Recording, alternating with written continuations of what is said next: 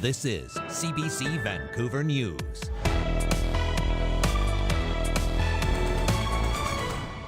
It was debate night. BC's three main party leaders square off on health care. I wouldn't fire Bonnie Henry. I'm trying to hire you and your family, a family doctor. Housing.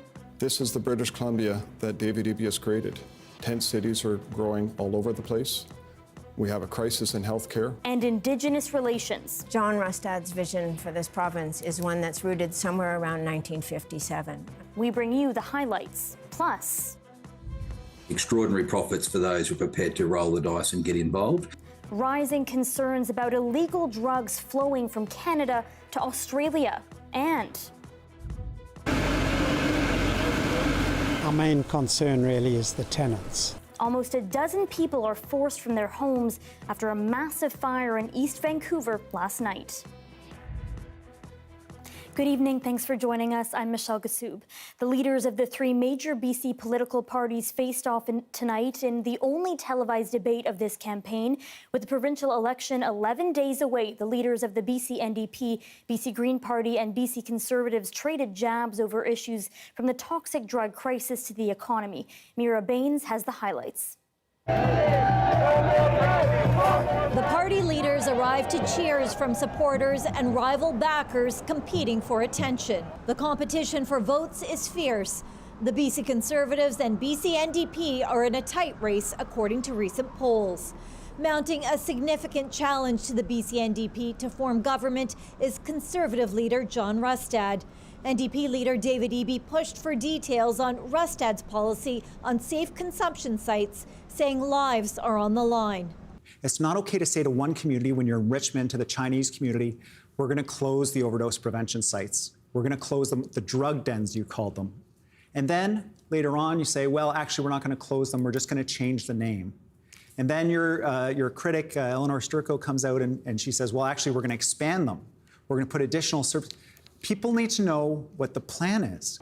BC Conservative leader John Rustad was critical of the way the BC NDP government has handled the toxic drug crisis, pointing to a lack of treatment services. This person died from an overdose. This is the British Columbia that David Eby has created. 10 cities are growing all over the place. We have a crisis in healthcare. We've got a crisis in affordability. We've got a crisis in housing. What we need is a common sense plan that is going to be able to deliver for people in this province. The two leaders mostly took aim at each other, allowing BC Green Party leader Sonia Furstenau to articulate her ideal vision for the province and to take jabs at both of them. Of the largest, probably most violent hurricane lining up off the coast of Florida, and we have two leaders retreating from climate action in this province. Eby agreed with her on some points, focusing his attacks on Rustad. I would much rather be talking about the fact that he doesn't have a costed platform. The exchanges became tense as Eby accused Rustad of being anti-vaccine. The reality is I'm triple vaccinated. The reality is in British Columbia, I also promoted and supported people getting vaccines, especially for seniors in our communities. I was supportive of that. However, I am not anti-vax. I am anti-mandate. I believe that people should have choice. It shouldn't be thrust upon them or forced upon them or coerced to be able to take a vaccine. You never know which John Rustad's going to show up. Sure. Still, Rustad avoided a question about extremist views from some of his candidates, and Eby faced growing questions over why he's been focusing his energy on Rustad and not his own vision for the province. Mira Baines, CBC News, Vancouver. Before the leaders met face-to-face, the BC Conservatives were promoting their strategy on mental health and addiction. It's called the BC Recovers Plan, which they say is focused on ending the overdose crisis. John Rustad says if elected, his party will appoint an addiction specialist to coordinate response across government. He says they will cut down on wait times for treatment and expand 911 services to cover mental health calls. He also says they'll end decriminalization and the safe supply of drugs. We want to end decriminalization. It has taken tools away from police to have a civil society, and it is obviously not working in terms of when you look at the numbers of people who are dying from overdoses. We will stop the drug legalization. This whole issue of safe supply is not safe. It is dangerous. This should not be the approach that we take in British Columbia. The plan also includes the introduction of Christian's Law, which is the party's version of implementing involuntary care for those struggling with addiction. Drug shipments from Canada to Australia are on the rise. More than 60 packages of methamphetamine were seized near YVR in the past 5 months alone, but plenty more is getting to Australian shores. Georgie Smythe has more on the drugs that are heading down under. We have methamphetamine in liquid form. We also have methamphetamine in its kind of traditional crystal type form, but it's been meth masked as candles, soap, a birthday present, or soaked into a blanket. Some ways criminals are trying to get the drug out of Canada and into Australia. 400 kilos of it was seized in Vancouver in the past 5 months. Our country should not be seen by criminals as a place that exports dangerous drugs. We are refusing to be the driver of methamphetamine distribution, and we are dedicated to finding all narcotics that are attempting to breach our borders. But drugs are breaching the border more than ever, according to Canada's border agency, cleverly concealed in cargo like this fake apple juice shipment, or Australian police say carried by the kilo in suitcases by Canadians. Canada is among the countries that is featuring in terms of source destinations. Seizures between Australia and Canada aren't new, but agencies say their frequency is increasing, and so too are the volumes. And why might that be? And I think the answer to be found is what in the prices that Australians are prepared to pay. The extraordinary profits for those who are prepared to roll the dice and get involved. Drugs shipped to Australia sell for some of the highest street prices in the world. Traffickers know it, and North American meth is Australia's biggest source. Oh, and it looks like she's found her third hide here. And in this one, we have a small amount of heroin. Canada's border agency says it's already prevented millions of doses from being sent overseas, but says collaboration with international partners like the Australian Border Force is the best line of defence against criminal gangs. And it was just really critical to bring those officers together so that we can understand emerging threats. Stopping the circulation of drugs and crime in Canada and beyond. Georgie Smythe, CBC News, Vancouver. Nearly a dozen people have been forced from their houses after a devastating fire Monday night in East Vancouver. As Belle Puri reports, little is left of their homes. Flames lit up the evening sky, shooting 30 meters into the air.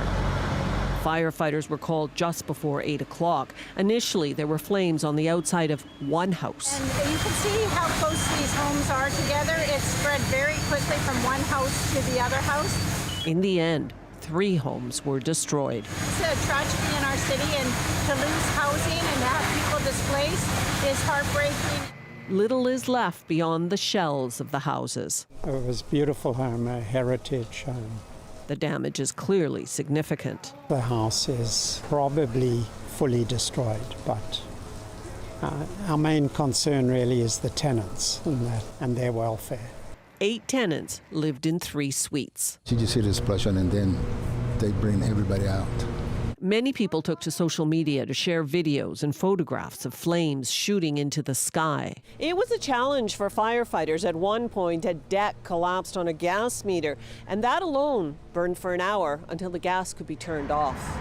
It took 55 firefighters hours to get the fire under control. We did have a massive plume of flames that had basically gone up all the trees, and we had a significant fire event already in progress. Right now, there's no word on what caused the fire. Investigators are still looking for clues. There was a lot of people in this area, which is good to get feedback and actually interview the people who may have saw it as it first started. Other than 2 minor cases of smoke inhalation, there were no physical injuries to anyone. The emotions over what's been lost, though, will last much longer. Belle Puri, CBC News, Vancouver. Both Diwali and Halloween are around the corner, 2 celebrations known for their fireworks. In Surrey, City Council unanimously voted to toughen up fines on those who use them. CBC's Rafferty Baker has more about what it might cost residents who violate those rules. Here we go! Fireworks have long been part of October in Metro Vancouver, with people either loving the excitement or complaining about the nuisance. I love the fireworks so much. I'm coming from India. It's always in our, every festivals we used to light fireworks. So yeah, I love the fireworks very much. I don't think it really matters unless it's like 2, 3 in the morning. It's kind of ridiculous. As long as it's not too late, then it's all right. Now they're banned in most municipalities. That's the case in Surrey. Similar to places like Vancouver, if you want to put on a fireworks display, you need a federal license and a municipal permit. And not a lot of those go out each year in Surrey. Probably 3 to 5 for fireworks shows. Outside those shows, everything you hear out there is illegal. Fireworks have been a nuisance for quite a length of time, and specifically the consumer fireworks. Surrey's fire chief says issues usually revolve around the noise, but they can start fires and keep crews busy too. He says an average of 12 to 20 fires each year are blamed on fireworks, mostly this time of year. And so that can be anything from a brush fire to a car fire to a shed fire to a house fire, or even a few years back we had a complete apartment building fire caused by fireworks. City Council is again trying to clamp down on fireworks, with the mayor saying the complaints pour in each year. They're certainly not legal to be putting off in the city of Surrey, and so we're saying to people, don't do it. It's a problem. Every single year we have problems. So the feeling was that the fines need to level up. They've basically been doubled. A municipal ticket can now be as much as $1,000. With court action, the penalty can go up to $50,000. The previous fines didn't stop the explosions, and many people already know it's illegal. Well, but that doesn't need to make much difference. You can still hear it late in the evening. It's time they enforce the law. Locke says officials aren't fooling around on the issue anymore, and she hopes the changes make for a calmer season. Rafferty Baker, CBC News, Surrey. Coming up, you'll want to see this, the story of a stolen pumpkin. Stay with us.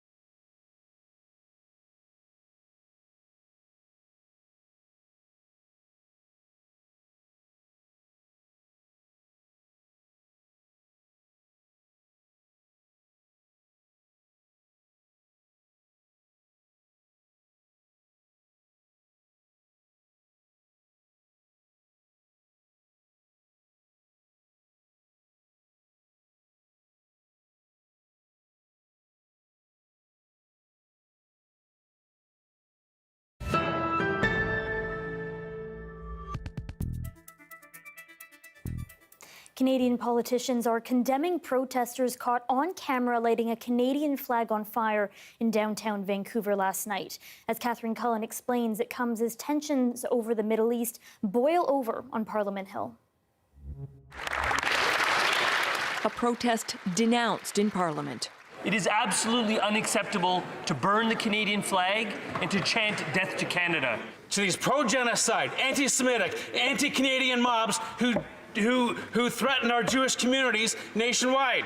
Responding to video like this. Israel, burn, burn! Posted by the Western Standard, taken at a Vancouver protest on the anniversary of the deadly October 7th attacks in Israel by Hamas. And most deadly attack. The Conservatives insist growing anti-Semitism is the fault of the Liberal government. Speaking at a memorial hosted by Ottawa's Jewish Federation, Pierre Poilievre was very political. These horrifying outbursts of hatred are not from the bottom up, they are from the top down. Telling the audience that it was time for a change in government.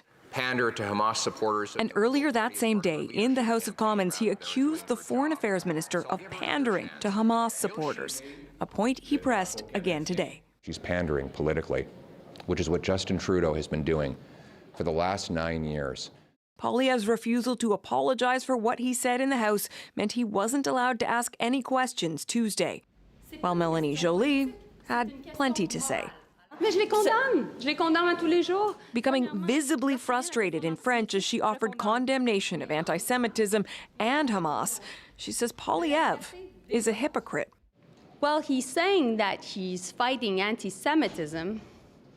He never condemned those who were waving a Nazi flag during the Freedom Convoy on this Parliament Hill. Why didn't he? A Canadian professor from the University of Toronto is a co-winner of this year's Nobel Prize in Physics. Geoffrey Hinton is a pioneer of artificial intelligence, the one who talks now about what the threat AI could pose to humans. Ali Chiasson reports. And the Nobel Prize in Physics goes to? Geoffrey Hinton, University of Toronto, Canada. Geoffrey Hinton, also known as the godfather of AI, has won the prestigious award alongside American scientist John Hopfield.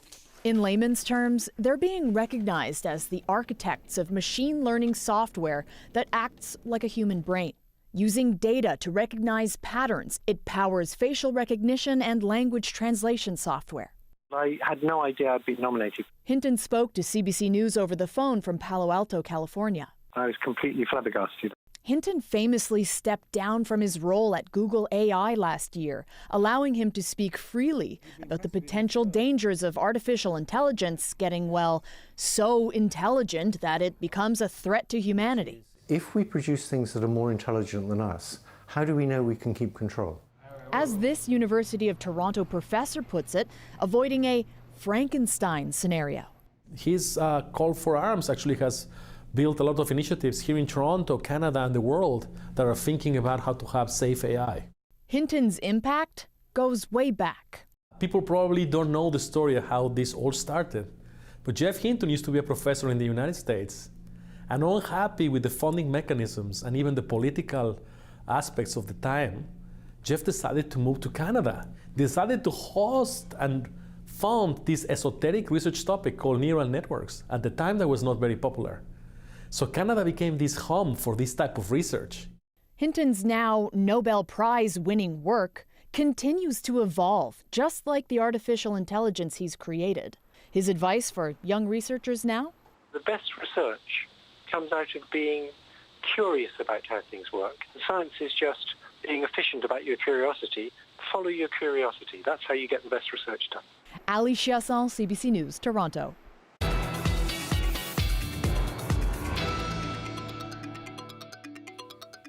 There are more warnings as Hurricane Milton churns through the Gulf of Mexico towards Tampa Bay.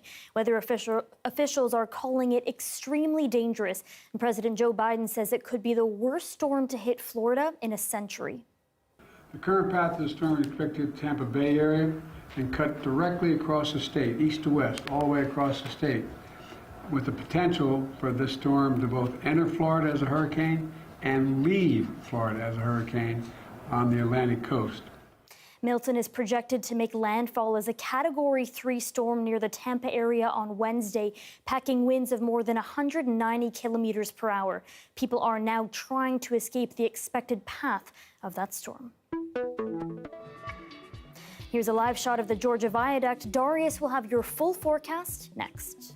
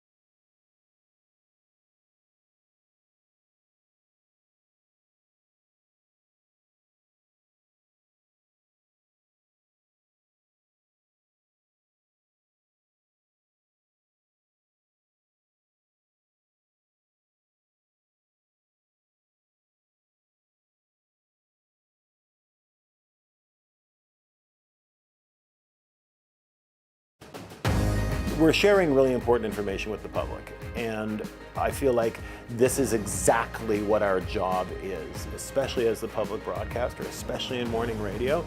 That's incredibly important.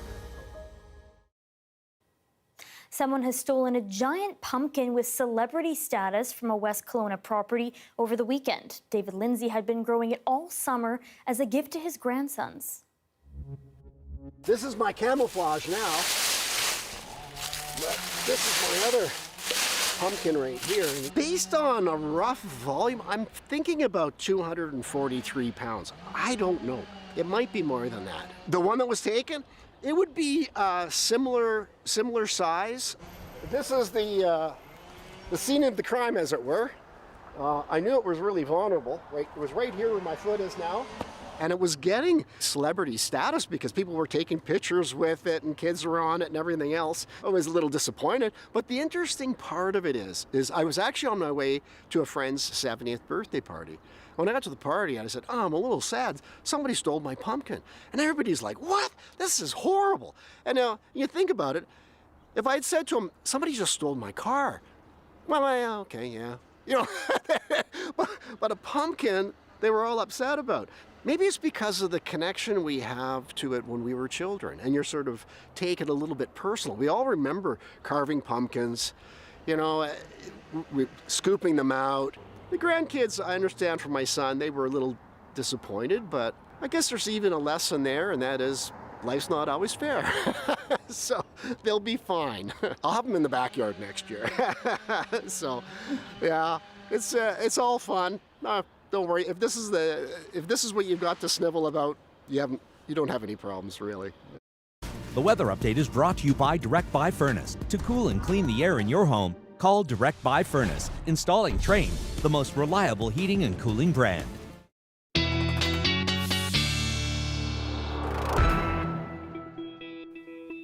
Darius Maravi is here for a look at the forecast, and he's also tracking the progress of Hurricane Milton for us, where conditions are worsening. That's right, Michelle. And after becoming one of the strongest storms ever recorded in the Atlantic last night, this is data from earlier today when the storm re-strengthened back to a Category 5 after briefly weakening overnight and into this morning. Now, back near 900 millibar. When it drops below that, that's how you know that it is one of the strongest storms on record. That's what happened yesterday. Now, the storm continues to track further north and east towards Florida. This is some imagery that just shows you how well defined that eye is. This is genuinely terrifying. That's what a meteorologist would tell you, that seeing that well-defined of an eye means that storm is just packing an incredible amount of power. And so as it moves further north, even though it is expected to weaken slightly as it gets closer to Florida, as it approaches some unfavorable atmospheric conditions, it will still be a major hurricane when it makes landfall, either on or very close to Tampa, which previously was hit quite hard by Helene, even though landfall happened quite far away. They saw massive amounts of storm surge, some very strong winds,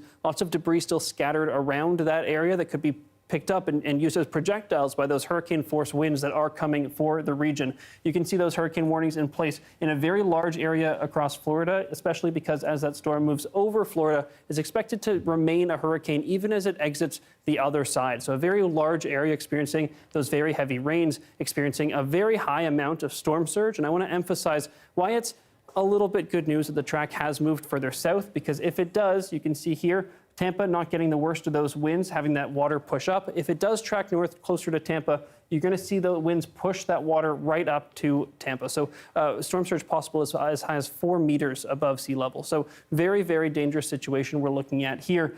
Very widespread, possible catastrophic damage in Florida. And I want to just give you one quick quote from the National Hurricane Center, which said, "Evacuations and other preparations should be completed today because Milton has the potential to be one of the most destructive hurricanes on record for West Central Florida." So we're looking at a very destructive situation there.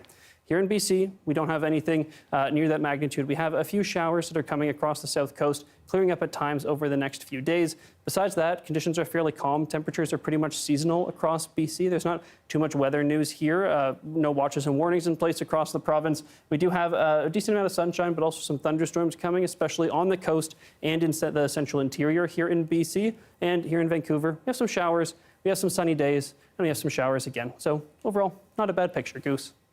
Thanks, Darius.